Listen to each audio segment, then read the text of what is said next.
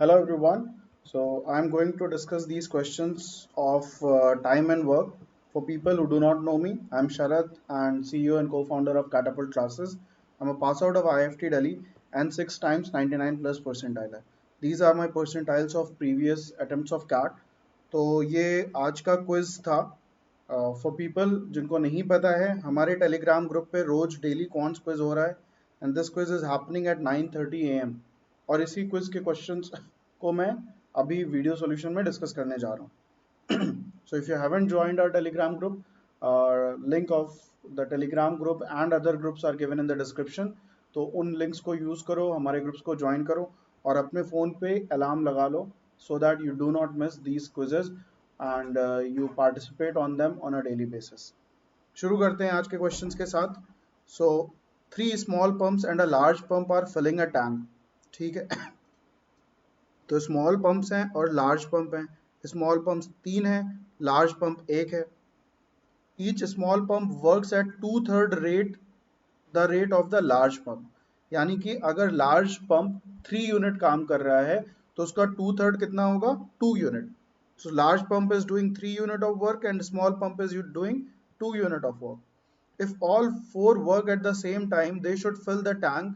In what fraction of the time it would have taken the large pump alone?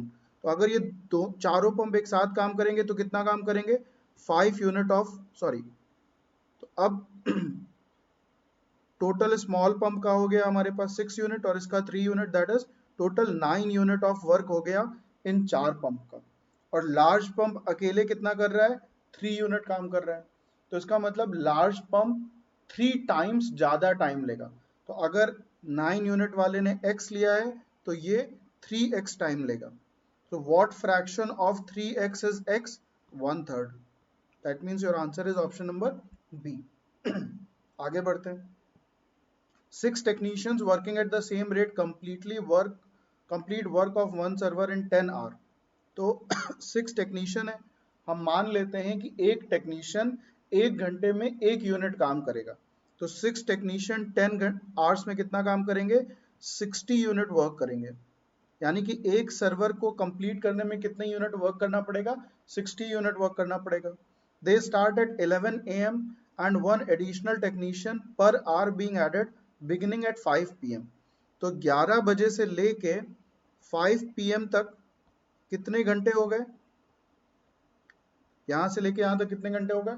तो total 6 hours हो गए. यानी कि 6 घंटे इन्हीं टेक्नीशियन ने काम किया. एक टेक्नीशियन 1 घंटे में 1 यूनिट काम करता है तो 6 टेक्नीशियन 1 घंटे में 6 यूनिट काम करेंगे. तो 6 आवर्स में कितना काम करेंगे? 36 यूनिट काम करेंगे. टोटल वर्क हमारा कितना था? 60 यूनिट. 60 माइनस 36 कर दें तो हमारा कितना बचा? 10 माइनस 6 4 और 5 माइनस 3 2. यानी कि 24 यूनिट वर्क अभी भी हमें करना है. अब क्या कह रहा है वो? हर घंटे एक नया टेक्नीशियन आ रहा है. यानी कि 5 बजे से लेके 6 बजे तक कितना काम होगा? 7 यूनिट, फिर 8 यूनिट, फिर 9 यूनिट, फिर 10 यूनिट और इसी तरीके से बढ़ता जाएगा. हमें क्या देखना है? हमें सिर्फ 24 यूनिट बनाना है. तो इसको ऐड करो.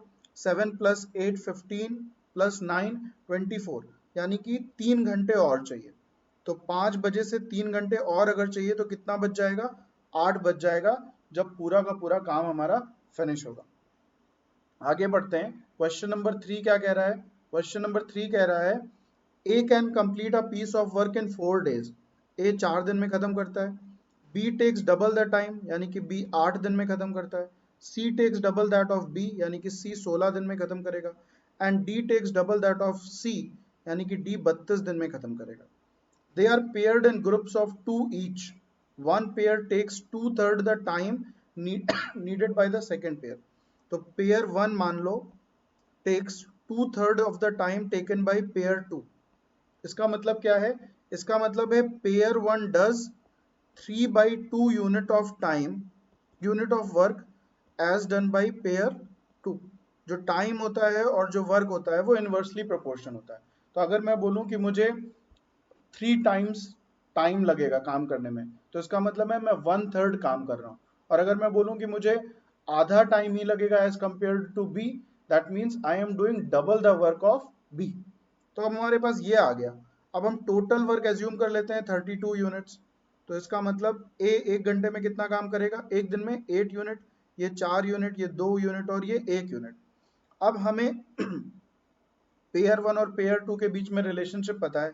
तो पेयर टू अगर x है तो पेयर वन कितना होगा, 3/2x, that is 5x/2 is equal to ये टोटल वर्क 8 4 12 13 14 और 1 15। सॉल्व कर लो इसको, x की वैल्यू कितनी आ गई, 6।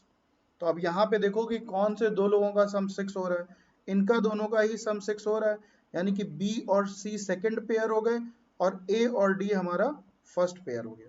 So your answer is option number D. आगे बढ़ते हैं, question 4।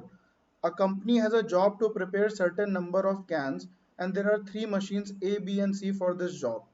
A can complete the job in 3 days, B can complete the job in 4 days and C can complete the job in 6 days.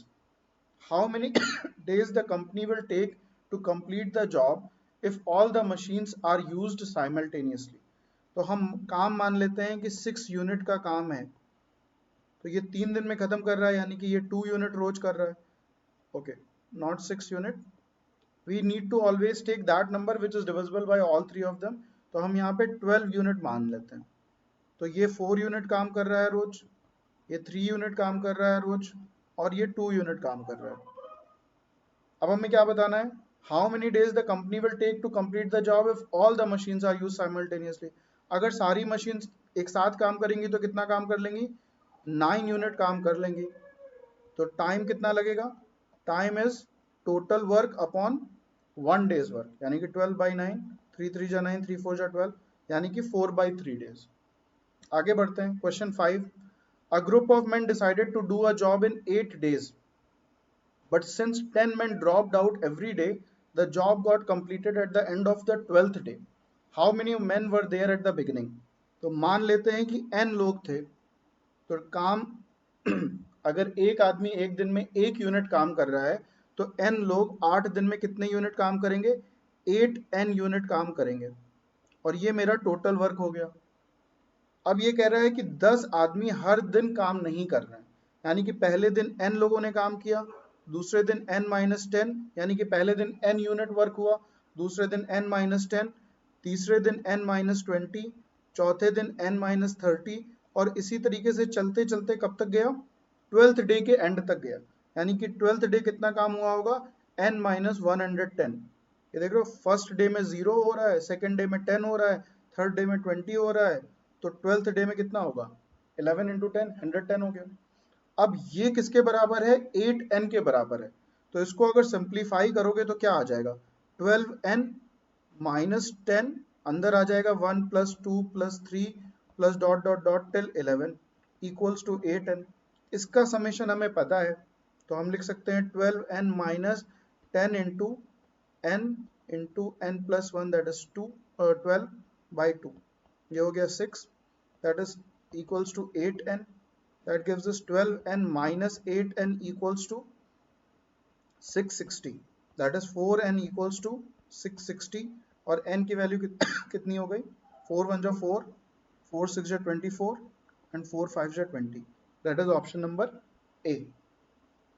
आगे बढ़ते हैं, question 6। One man can do as much work in 1 day as a woman can do in 2 days। तो मान लेते हैं एक औरत एक दिन में 1 यूनिट काम करेगी, तो 2 दिन में कितने यूनिट काम करेगी, 2 यूनिट। तो एक आदमी एक दिन में कितना काम करेगा, 2 यूनिट। फिर कह रहा है a child does 1/3 the work in a day as a woman. तो चाइल्ड कितना काम करता है, 1/3 करता है। अगेन फ्रैक्शन को अवॉइड करने के लिए हम सबको नेचुरल नंबर कर लेंगे, तो सबको 3 से मल्टीप्लाई कर देते हैं, तो ये 6 हो गया, ये 3 हो गया और ये 1 हो गया, इसको हटा देते हैं। तो अब हम मान ले रहे हैं कि एक आदमी एक दिन में 6 यूनिट, वुमेन 3 यूनिट और चाइल्ड 1 यूनिट काम करता है। If an state owner hires 39 pairs of hands, यानी कि 39 लोगों को उसने हायर किया, पेयर्स ऑफ हैंड्स है, not 39 hands. men, women and children in the ratio 6:5:2। so men 6x, women 5x और child 2x, टोटल कितना हो गया, 13x is equal to 39, x की वैल्यू हो गई 3, यानी कि आदमी हो गए 18, औरतें हो गई 15 और चाइल्ड हो गए 6। ये हमारे पास टोटल लोग आ गए। अब क्या कह रहा है, अब कह रहा है and pays them in all rupees 1113 at the end of the day's work। दिन के एंड में 1113 रुपए दे रहा है वो, 1113। फिर what must be the daily wages of a child be if the wages are proportional to the amount of work done। जो वो काम करते हैं, तो अब हमें क्या करना है, अब हमें ये बताना है कि what wages of a child be proportional to the amount of work done। तो उसके वेजेस क्या होंगे, तो हम पहले तो देख लेते हैं कि टोटल वर्क एक दिन में कितना हुआ। तो वर्क कितना हुआ, 18 इंटू 6 मैन ने किया, 15 इंटू 3 वुमेन, और 6 इंटू 1 चाइल्ड। और एक चाइल्ड का पूछा है, तो एक चाइल्ड ने 1 अपॉन टोटल वर्क कितना हुआ इंटू 1113, ये हमको सॉल्व करना है। So that is 108 plus 45 plus 6 into 1113, ये कितना हो जाएगा, 6 5 11 8 19, एक गया कैरी, 4 1 5, 159 अपॉन 1 इंटू 1113, ये 3 से कैंसिल हो जाएगा, 3 3 3 जा 9, 3 7 जा 21, 3 1 जा 3, एंड ये 7 से हो जाएगा। So that gives us 7 is the answer. So D is the right answer for this question. आगे बढ़ते हैं। Question 7, there is a leak in the bottom of the tank, this leak can empty a full tank in 8 hours. तो जो पूरा का पूरा tank है, ये लीक कितने घंटे में एम्प्टी कर देती है, 8 आवर्स में। When the tank is full, a tap is opened into the tank which intakes water at the rate of 6 litre per hour. तो जो इनपुट है वो कितना कर रहा है, 6 लीटर पर आवर कर रहा है। And now the tank is emptied in 12 hours, what is the capacity of the tank। तो 12 घंटे इसने कितना काम किया, 12 इंटू 6 दैट इज 72 लीटर पानी भरा। और इस 72 लीटर एक्स्ट्रा पानी की वजह से इस लीक को कितना काम करना पड़ा, पहले 8 घंटे करती थी, अब 4 घंटे और करना पड़ा। So this is equal to 4 into L. मान लेते हैं कि 1 घंटे में लीक एल लीटर पानी निकाल देती है, तो ये क्या हो जाएगा, 18। सो एल की वैल्यू हो जाएगी 18 लीटर। अब पूरा अगर टैंक फिल है तो उसको कितने देर में निकालती है, 8 आवर्स में। सो टैंक की कैपेसिटी कितनी हो जाएगी, 18 into 8 that is 144 litre. Option number C. Question number 8, a water tank has 3 taps A, B and C। A fills 4 buckets in 24 minutes। तो एक बकेट कितनी देर में करेगा, 6 मिनट में करेगा। B fills 8 buckets in 1 hour। तो 1 बकेट कितनी देर में होगा, 60/8 दैट इज 15/2।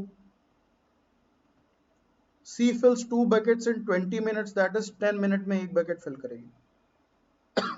तो अगर हम इनका सबका एलसीएम निकालें तो बकेट की कैपेसिटी कितनी हो सकती है, 30 लीटर हो सकती है।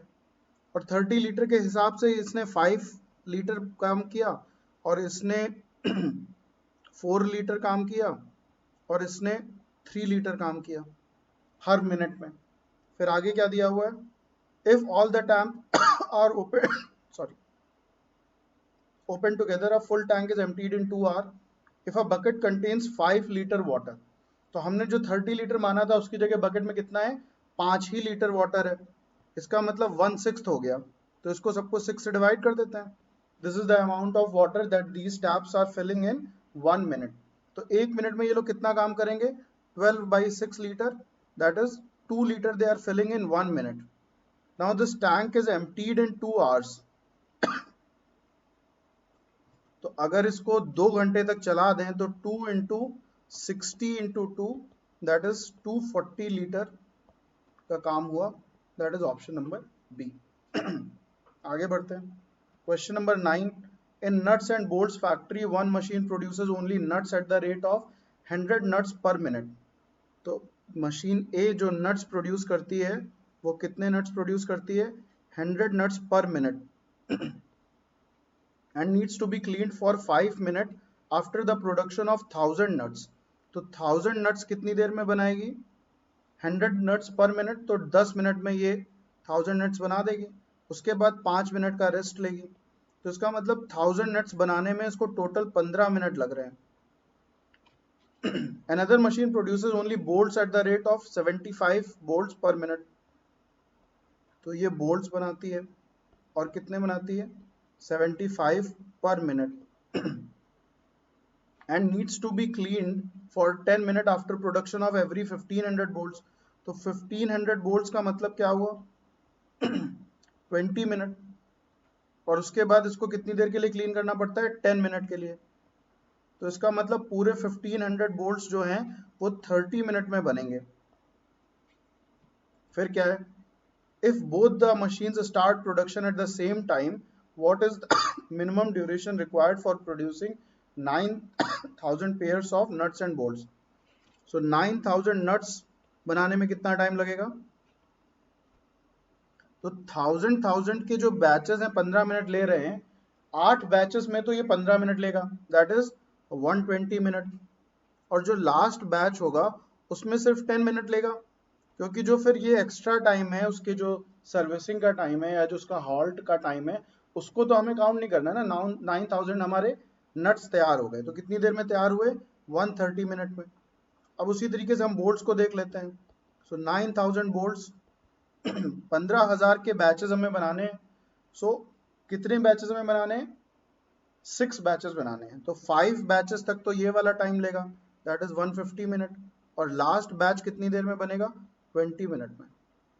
इसको हमें नहीं लेने की जरूरत है, तो टोटल टाइम कितना लगेगा 170 मिनट। तो अब इन दोनों में जो मैक्स जो बड़ी वैल्यू होगी ग्रेटर वैल्यू होगी वो मेरा आंसर हो जाएगा। So my answer is option number C. Question number 10, A is thrice as good as workman as B. तो ए अगर 3 यूनिट काम करता है तो बी 1 यूनिट काम करता है, and therefore is able to finish a job in 60 days less than B. यानी कि बी को अगर x डेज लग रहे हैं तो x को x माइनस 60 डेज लगेंगे। काम तो सेम ही है, इसका मतलब 3 into x minus 60 is equal to x, that gives us 3x minus 180 equals to x, that gives us 2x equals to 180 and x equals to 90। तो पूछा कितना है, working together they can do it in. तो काम हमारा कितना हो गया, काम हमारा हो गया 90 यूनिट्स का। और अगर साथ में ये लोग काम करेंगे तो कितना काम करेंगे एक दिन में 4 यूनिट्स।